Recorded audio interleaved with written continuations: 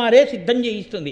అందుకని ఉపరిచర వసువు యొక్క వీర్యాన్ని అద్రికలో ప్రవేశపెట్టి అద్రికలోంచి ఈ మహాతల్లి మత్స్యగంధి పుట్టేటట్టు చేసి మత్స్యగంధి యందు పరాశరుడికి అభిమానం పుట్టేటట్టు చేసి ఈ పరాశరుడు సత్యవతి కలిస్తే వేదవ్యాసుడు పుట్టేటట్టు పరదేవత చేసింది.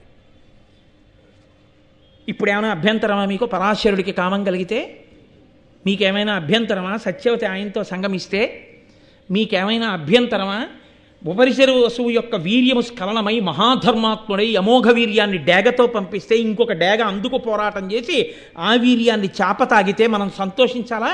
ఇవన్నీ హేయమైన కథలని మనం చెవులు మూసుకోవాలా? పరవశించిపోయి పరదేవతకి జేజేలు చెప్పవలసిన సందర్భం ఇది. అది భారతం, అది ధర్మ సూక్ష్మం.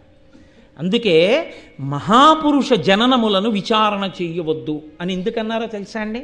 నీకు వెనక పరదేవత ఎంతంత ప్రణాళికలు వేస్తోందో నువ్వు బాగా అర్థం చేసుకోగలిగావు అంటే నీకు పరదేవతానుగ్రహం ఉంది కాబట్టి అర్థం అవుతుంది. అందరూ అలా చదివగానే అలా అర్థమైపోతాయా?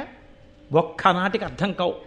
అది ఎవరికి పరదేవతానుగ్రహం ఉన్నదో, ఎవరికి పరాశక్తి యొక్క కృప ఉన్నదో వారికి మాత్రమే అది చదవగానే ఒళ్ళు పులకించి నమస్కారం చేస్తారు. అలా నమస్కరించగలిగినటువంటి ఔన్నత్యము దేనివల్ల కలుగుతుంది అంటే పరదేవతానుగ్రహం ఉంటేనే ధర్మ సూక్ష్మం అర్థమై కలుగుతుంది.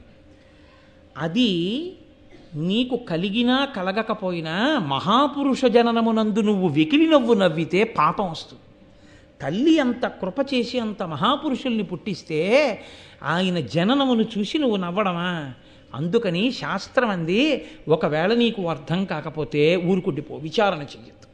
మహాపురుష జననమును నది యొక్క ప్రారంభస్థానమును విచారణ చెయ్యవద్దు. నది ఉంది, స్నానం చేయి అంతే. ఎక్కడ పుట్టింది నది అని అడగద్దు. మహాపురుషుడి వలన నీకు వాంగ్మయం వచ్చింది, ఈ వాంగ్మయం చదువుకో. ఆయన అలా ఎలా పుట్టాడని అడగవద్దు. నీకు అర్థమైంది, నీ అదృష్టం. బట్ నేను అనుకుంటున్నాను ఇవాళ ఈ సభలో ఉన్న ఎవ్వరికీ కూడా మహాత్ములు ఇలా ఎందుకు జన్మిస్తారు అన్న విషయంలో మీకు అనుమానం లేదని నేను అనుకుంటున్నాను. మీకు బాగా అర్థమయ్యేటట్టు చెప్పగలిగితే పరదేవత కృపతో నేను ధన్యుడనైనట్టు.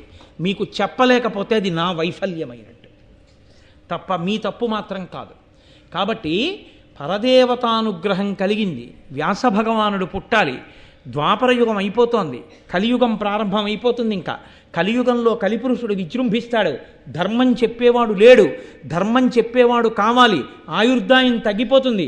వేదాన్నంతటినీ ఎవరూ చదవలేరు. వేదాన్ని విభాగం చేసి ఉన్న ఆయుర్దాయంలో వేదం చదువుకునేటట్టుగా వేదాన్ని ఇవ్వగలిగిన వాడు ఉండాలి. అష్టాదశ మహాపురాణములను ఇవ్వగలిగిన